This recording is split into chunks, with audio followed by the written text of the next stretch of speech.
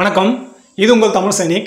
இந்த வீடியோவில் வந்து பார்த்தீங்கன்னாக்கா ரெண்டு விஷயத்தை பற்றி பார்க்க போகிறோம். ஸோ அது ஃபர்ஸ்ட்டில் வந்து என்னென்னு பார்த்தீங்கன்னாக்கா ஜூலை மந்தோட பென்ஷன் ஸ்லிப்பும் வந்தாச்சு. அதே போல் பென்ஷன் வந்து 31 ஜூலைக்கு வந்து கிரெடிட் ஆகும்னு சொல்லிட்டு ஸ்பார்ஸ்லேருந்து மெசேஜும் வந்தாச்சு. யாருக்கெல்லாம் மெசேஜ் வரலையோ ஸோ நீங்கள் வந்து உங்களோட லைஃப் சர்டிஃபிகேட் டியூ டேட் வந்து ஃபஸ்ட்டு செக் பண்ணுங்கள். அப்படி லைஃப் சர்டிஃபிகேட் டியூ டேட்டு வந்து இந்த மாதமோ இல்லை போன மாதமோ இல்லை அப்படின்ற பட்சத்தில் உங்களுக்கு மெசேஜ் வரலனாக்கா ஸோ நீங்கள் வந்து கவலைப்பட வேண்டாம்.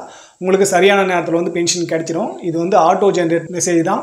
ஸோ அதனால் உங்களுக்கு வந்து பை மிஸ்டேக்காக இல்லை ஏதோ சர்வர் எரர்னால உங்களுக்கு வந்து மெசேஜ் வந்து ஜென்ரேட் ஆகாது இருக்கலாம். ஸோ மெசேஜ் வரலனாலும் உங்களுக்கு வந்து சரியான நேரத்தில் வந்து பென்ஷன் வந்து கிரெடிட் ஆகிடும். அப்படி வரலன்ற பட்சத்தில் ஆகஸ்ட் மாதம் 1ஆம் தேதி 2ஆம் தேதி வரைக்கும் வெயிட் பண்ணிட்டு அதுக்கப்புறம் பிசிடிஎல் வந்து ஃபோன் பண்ணி கேளுங்க என்ன ப்ராப்ளத்தினால பென்ஷன் வரலன்னு சொல்லிட்டு. அப்படி உங்களால் பிசிடிஎல் பேச முடியல அப்படின்ற பட்சத்தில் கீழே வந்து கமெண்ட் செக்ஷன் சொல்லுங்கள். ஸோ அவங்ககிட்ட உங்களோட டீட்டெயில்ஸ் வந்து எனக்கு ஷேர் பண்ணும்போது பிசிடிஎல்ல பேசிவிட்டு என்ன ப்ராப்ளத்தினால பென்ஷன் வரலன்னு சொல்லிட்டு நான் வந்து உங்களுக்கு எக்ஸ்பிளைன் பண்ணுறேன். ஸோ செகண்ட் வந்து பார்த்தீங்கன்னாக்கா பென்ஷனராக இருந்தாலும் சரி ஃபேமிலி பென்ஷனராக இருந்தாலும் சரி பென்ஷனாக கூட லிங்காக இருக்கிற பேங்க் அக்கௌண்ட்டை வந்து நீங்கள் எப்படியெல்லாம் மெயின்டைன் பண்ணணும், அப்படி வந்து தவறாக இருக்குனாக்கா அது எப்படியெல்லாம் சரி பண்ணணும் அப்படின்றது தான் செகண்ட் பாயிண்ட்டு. ஸோ அது ஃபஸ்ட்டு வந்து என்னென்னு பார்த்தீங்கன்னாக்கா டிஎஸ்பி அக்கௌண்ட்டு. ஸோ இதை பற்றி நம்ம வந்து டீட்டெயிலான வீடியோ போட்டிருக்கோம். டிஎஸ்பி அக்கௌண்ட் இருக்குனாக்கா பென்ஷனரும் சரி ஃபேமிலி பென்ஷனரும் சரி டிஎஸ்பி அக்கௌண்ட் இருக்குனாக்கா அதுக்கப்புறம் வந்து என்ன பெனிஃபிட் கிடைக்கும், அதோட கிளைம் அமௌண்ட் வந்து எவ்வளோ வாங்கலாம் அப்படின்னு சொல்லிட்டு டீட்டெயிலாக வீடியோ வந்து நம்ம ஏற்கனவே போட்டிருக்கோம் டிஎஸ்பி பற்றி. ஸோ மேலே வந்து ஐ பட்டனில் கிளிக் பண்ணி நீங்கள் வந்து அந்த வீடியோ வந்து பார்த்துக்கோங்க. ஸோ டிஎஸ்பி அக்கௌண்ட்டை இல்லாதவங்க உங்களோட பிரான்ச்சில் போயிட்டு டிஃபென்ஸ்லேருந்து நீங்கள் பென்ஷன் வாங்குறீங்க அப்படின்ற பட்சத்தில் கண்டிப்பாக உங்களோட அக்கௌண்ட் வந்து டிஎஸ்பி அக்கௌண்ட்டை வந்து மாற்றலாம். பேங்க்குக்கு பேங்க் வந்து வேறுபடலாம். ஒரு பேங்க்கில் வந்து அதிக தொகை வந்து கொடுக்கலாம், ஒரு பேங்க்கில் வந்து கம்மியான தொகை கொடுக்கலாம். ஸோ பேங்க்குக்கு பேங்க் வந்து ரூல்ஸ் அண்ட் ரெகுலேஷன் வந்து வேறுபடலாம். ஆனால் எல்லா பேங்க்லையுமே பார்த்தீங்கன்னாக்கா மேக்ஸிமம் டிஎஸ்பி அக்கௌண்ட் இருக்குது. அப்படி டிஎஸ்பி அக்கௌண்ட் இல்லைனாலும் எந்த பேங்க்கில் வந்து உங்களுக்கு அதிகப்படியான தொகை கொடுக்குறாங்களோ அந்த பேங்க்குக்கு வந்து உங்களோட பென்ஷன் அக்கௌண்ட் வந்து மாற்றிக்கலாம். பென்ஷன் அக்கௌண்ட் வந்து எப்படி மாற்றணும் அப்படின்றது வந்து நம்ம அடுத்த வீடியோவில் வந்து சொல்கிறேன். ஸோ யாரெல்லாம் இருக்கீங்களோ நீங்கள் வந்து கீழே கமெண்ட் செக்ஷன் சொல்லுங்கள். இந்த மாதிரி யாருக்கெல்லாம் எந்த பேங்க்லேருந்து எந்த பேங்க்கு நீங்கள் வந்து மாற்ற போகிறீங்க அப்படின்னு சொல்லிட்டு. நெக்ஸ்ட் வந்து பார்த்தீங்கன்னாக்கா பிரான்ச்சு ஐஎஃப்எஸ்சி கோடு. ஒரு சிலருக்கெல்லாம் பார்த்தீங்கன்னாக்கா பிரான்ச்சோட ஐஎஃப்எஸ்சி கோடு வந்து சேஞ்சாக இருக்கும். ஏன்னா நீங்கள் வந்து ரிட்டையர்மெண்ட் ஆகும்போது ஒரு இடத்துல இருந்திருப்பீங்க, அதுக்கப்புறம் செட்டில் ஆனது வந்து ஒரு இடம் இருந்திருக்கும். ஸோ அந்த மாதிரி டிஸ்ட்ரிக்ட் நீங்கள் வந்து சேஞ்ச் ஆகும்போது இல்லை வேறு இடம் மாறும்போது நீங்கள் வந்து எந்த அக்கௌண்ட்டில் வந்து எந்த பிரான்ச்சிலேருந்து நீங்கள் பென்ஷன் வாங்குறீங்களோ உங்களோட ஹோம் பிரான்ச்சோட ஐஎஃப்எஸ்சி கோடு வந்து உங்களோட ஸ்பார்ஸில் இருக்கிற உங்களோட ஸ்பார்ஸ் பிபிஓவில் வந்து மென்ஷன் ஆகிட்டு வந்திருக்கும். ஸோ அது வந்து மாற்றமாக இருக்குது, அதாவது மாறுபட்டு இருக்குனாக்கா நீங்கள் பேங்க் பாஸ்புக்கையோ இல்லை உங்களோட செக் லீஃபையோ வச்சு நீங்கள் வந்து ஐஎஃப்எஸ்சி கோடு வந்து சேஞ்ச் பண்ணிக்கலாம். ஸோ அது வந்து அதோட வழிமுறை வந்து நம்ம இதுக்கு முன்னாடியே ஸ்பார்ஸ்ன்ற பிளேலிஸ்ட்டில் வந்து நம்ம ஆட் பண்ணியிருக்கோம். ஸோ அதை பார்த்து உங்களோட ஐஎஃப்எஸ்சி கோடு வந்து நீங்கள் சேஞ்ச் பண்ணிங்க. ஸ்பார்ஸில் பேங்க்கில் உங்களுக்கு நியரஸ்ட் பேங்க்கில் தான் உங்களோட அக்கௌண்ட் இருக்குனாக்கா நீங்கள் விட்டுருங்க. ஸ்பார்ஸில் யாருக்கெல்லாம் ஐஎஃப்எஸ்சி கோடு சேஞ்ச் ஆகிறது இருக்கோ அவங்களுக்கு மட்டும் இது. நெக்ஸ்ட் வந்து பார்த்தீங்கன்னாக்கா same condition branch name. So இதே மாதிரி தான் ஐஎஃப்எஸ்சி கோடு வந்து உங்களுக்கு எந்த பிரான்ச்சில் இருக்கோ எந்த பிரான்ச்சோட ஐஎஃப்எஸ்சி கோடு இருக்கோ அதே பிரான்ச்சில் நேமு இருக்கும் பாருங்கள். இப்போ வந்து பார்த்தீங்கன்னாக்கா உதாரணமாக இப்போ வேலூரில் எடுத்தீங்கன்னாக்கா வேலூரில் வந்து 3-4 பிரான்ச் இருக்குது. அந்த 3-4 பிரான்ச்லையுமே எந்த பிரான்ச்சோட ஐஎஃப்எஸ்சி கோடு இருக்கோ அந்த பிரான்ச் பேரை வந்து இந்த ஐஎஃப்எஸ்சி கோடை கூட ஒத்து போதான்னு பாருங்கள். ஸோ அப்படி இல்லைன்ற பட்சத்தில் நீங்கள் அதையுமே வந்து ஸ்பார்ஸில் சேஞ்ச் பண்ணிக்கலாம். எப்படி ஐஎஃப்எஸ்சி கோடு சேஞ்ச் பண்ணீங்களோ அதே மாதிரி.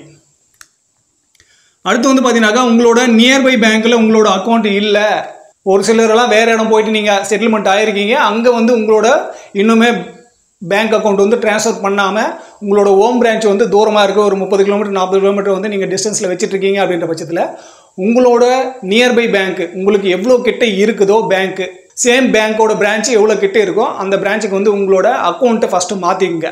ஹோம் பிரான்ச்சை வந்து உங்களோட நியர்பை பேங்க்குக்கு வந்து மாற்றிட்டு அதோட ஐஎஃப்எஸ்சி கோடையும் அதோட பிரான்ச் நேமையும் எப்படி இங்கே சேஞ்ச் பண்ணணுமோ அதே மாதிரி நீங்கள் வந்து ஸ்பார்ஸில் வந்து சேஞ்ச் பண்ணிக்கலாம்.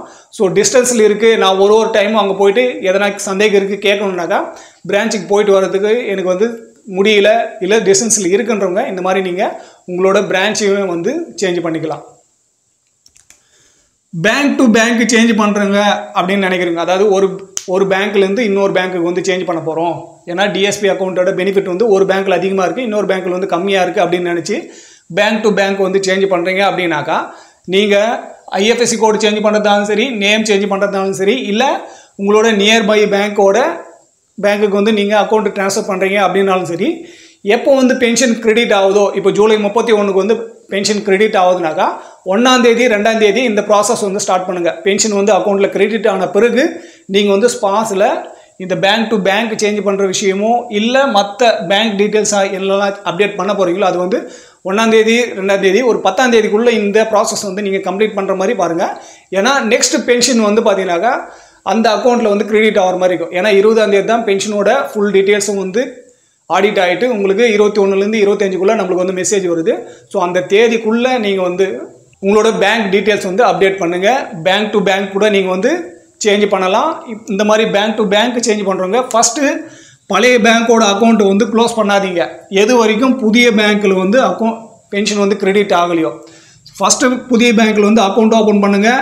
நெக்ஸ்ட்டு வந்து பார்த்தீங்கன்னாக்கா இந்த அக்கௌண்ட்டை வந்து ஸ்பார்ட்ஸில் ஆட் பண்ணுங்கள். அதுக்கப்புறம் இந்த பேங்க்கில் வந்து பென்ஷன் கிரெடிட் ஆன பிறகு இந்த அக்கௌண்ட்டை நீங்கள் வந்து க்ளோஸ் பண்ணுறது இருந்தால் பண்ணலாம், இல்லை அதே கூட அப்படியே மெயின்டைன் பண்ணலாம். ஆனால் நீங்கள் வந்து எது வரைக்கும் புதிய பேங்க் அக்கௌண்ட்டில் வந்து பென்ஷன் கிரெடிட் ஆகலையோ அது வரைக்கும் பழைய அக்கௌண்ட்டை வந்து மெயின்டைன் பண்ணுங்கள். ஸோ யாரெல்லாம் பென்ஷனராக இருக்கீங்களோ நீங்கள் வந்து தயவு செஞ்சு உங்களோட அக்கௌண்ட் வந்து உங்களோட ஸ்பௌஸாக கூட ஜாயிண்ட் அக்கௌண்ட்டில் வைங்க. ஏன்னா ஸ்பௌஸாக கூட ஜாயிண்ட் அக்கௌண்ட்டில் இல்லைனாக்கா நெக்ஸ்ட் ஃபேமிலி பென்ஷனாக மாறும்போது அவங்க வந்து கொஞ்சம் சிரமத்தை வந்து சந்திக்க நேரிடும். ஸ்பார்ஸில் வந்து நீங்கள் அப்டேட் பண்ணுறீங்க, பென்ஷனர் இறந்துட்டாரு, ஃபேமிலி பென்ஷனுக்காக நீங்கள் இன்டிமேஷன் கொடுக்குறீங்க அப்படின்ற பட்சத்தில் அந்த டைமில் பார்த்தீங்கன்னாக்கா சிங்கிள் அக்கௌண்ட் இருக்குனாக்கா அதோட ப்ராசஸ் வேறு, ஜாயிண்ட் அக்கௌண்ட் இருக்குனாக்கா ஆல்ரெடி அவங்க வந்து பென்ஷனராக கூட இருக்கிறாங்க, ஜாயிண்ட் அக்கௌண்ட்டாக கூட ஸ்பௌஸ் வந்து சேர்ந்து இருக்கிறதுனால அவங்களோட வெரிஃபிகேஷன் ப்ராசஸ் வந்து பார்த்தீங்கன்னாக்கா கம்மியாக இருக்கும். ஏன்னா ஆல்ரெடி நம்ம பென்ஷனர் மூலிமா ஃபேமிலி பென்ஷனர் வந்து வெரிஃபை பண்ணதுனால அக்கௌண்ட் மூலிமா. அதனால் பென்ஷனர் வந்து பார்த்தீங்கன்னாக்கா உங்களோட ஸ்பௌஸோ கூட மேக்ஸிமம் ஜாயிண்ட் அக்கௌண்ட்டை வந்து வச்சுட்ருக்கீங்க. ஸோ பென்ஷன் அக்கௌண்ட் வந்து உங்களுக்கு ஒன்று வந்து சிங்கிள் அக்கௌண்ட்டாக இருக்கும், இன்னொன்று வந்து பார்த்தீங்கன்னாக்கா ஜாயிண்ட் அக்கௌண்ட்டாக இருக்கும். இப்போ நீங்கள் பென்ஷன் வாங்கிட்டு இருக்க அக்கௌண்ட் வந்து பார்த்தீங்கன்னாக்கா சிங்கிள் அக்கௌண்ட் இருக்குனாக்கா நீங்கள் போய்ட்டு பேங்க்கில் உங்கள் ஸ்பௌஸாக கூட இந்த அக்கௌண்ட்டை வந்து ஜாயிண்ட் ஆகிக்குங்க. ஸோ நீங்கள் ஜாயிண்ட் ஆன பிறகு நீங்கள் வந்து ஸ்பார்ட்ஸில் எந்த விதமான அப்டேட் பண்ண தேவையில்லை. ஏன்னா உங்களோட அக்கௌண்ட்டு ஜாயிண்ட்டாக இருக்குது, பேங்க்லேயே ஜாயிண்ட் ஆகிடுச்சுனாக்கா ஆட்டோமேட்டிக்காக பார்த்தீங்கன்னாக்கா அந்த அக்கௌண்ட் நம்பர் வச்சு தான் அவங்க வந்து வெரிஃபை பண்ணுவாங்க. அப்போ கேஒய்சி பண்ணும்போதும் சரி, மற்றபடி அப்டேட் ஆகும்போதும் சரி, அது ஆட்டோமேட்டிக்காக ஜாயிண்ட் அக்கௌண்ட்டை வந்து மாறிடும். ஸோ நெக்ஸ்ட்டு யாரெல்லாம் ஜாயிண்ட் அக்கௌண்ட்லேயே வந்து பென்ஷன் வாங்கிட்டு இருக்கீங்க அப்படின்றவங்க இந்த டீட்டெயில்ஸ் எல்லாம் செக் பண்ணுங்கள். உங்களோட ஸ்பௌஸ் நேம் வந்து எப்படி பென்ஷன் டாக்குமெண்ட்டில் இருக்கோ அதே மாதிரி பேங்க் அக்கௌண்ட்லேயும் இருக்கான்னு பார்த்து செக் பண்ணுங்கள். எந்த டாக்குமெண்ட்டாக இருந்தாலும் சரி, பென்ஷன் டாக்குமெண்ட்டாக இருந்தாலும் சரி, சிவில் டாக்குமெண்ட்டாக இருந்தாலும் சரி, எல்லாமே ஒரே யூனிஃபார்மான நேமும் டேட் ஆஃப் பர்த்தும் இருக்கான்னு சொல்லிட்டு செக் பண்ணிங்க. அந்த மாதிரி ஏதாவது சேஞ்ச் இருக்குனாக்கா அதை வந்து எவ்வளோ முடியுமோ அவ்வளோ சீக்கிரம் வந்து உங்களோட அப்டேட் வந்து பண்ணிக்கோங்க.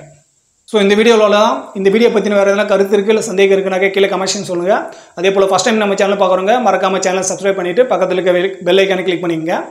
வர சனிக்கிழமை அதாவது 3 ஆகஸ்ட் 2024 அன்றைக்கி மாலை 7 மணிலேருந்து 8 மணி வரைக்கும் பார்த்தீங்கன்னாக்கா உங்களுக்கு பென்ஷன் ரிலேட்டடான என்ன சந்தேகம் இருக்குது அப்படின்ற பட்சத்தில் நம்ம வந்து யூடியூப்பில் வந்து லைவ் போடலான்னு ஒரு டிசைட் பண்ணியிருக்கோம். ஸோ உங்களோட ஆதரவு இருக்குனாக்கா நீங்கள் வந்து நம்ம ஆல்ரெடி கம்யூனிட்டி போஸ்ட்டில் வந்து அதை ஷேர் பண்ணியிருக்கோம். ஸோ அதில் போய்ட்டு உங்களோட கருத்துக்கள் வந்து சொல்லுங்கள். மினிமம் ஒரு 100 பேராவது நீங்கள் வந்து கருத்து சொல்கிறீங்க அப்படின்ற பட்சத்தில் நம்ம வந்து அடுத்த சனிக்கிழமை 3 ஆகஸ்ட் 2024 அன்றைக்கி 7 மணிலேருந்து 8 மணிக்குள்ளே உங்களுக்கு பென்ஷன் சம்மந்தமான ஏதாவது ப்ராப்ளம் இருக்குனாக்கா நீங்கள் அந்த லைவில் பங்கேற்று உங்களோட ப்ராப்ளத்தை சொன்னாக்கா ஸோ எனக்கு எந்த அளவுக்கு தெரியுமோ அந்த அளவுக்கு நான் வந்து உங்களுக்கு ரிப்ளை கொடுக்குறேன். ஸோ இந்த வீடியோ கடைசி வரைக்கும் பார்த்துக்க நன்றி. இதே போல் இன்னொரு வீடியோவில் மீண்டும் சந்திக்கலாம். நன்றி, வணக்கம்.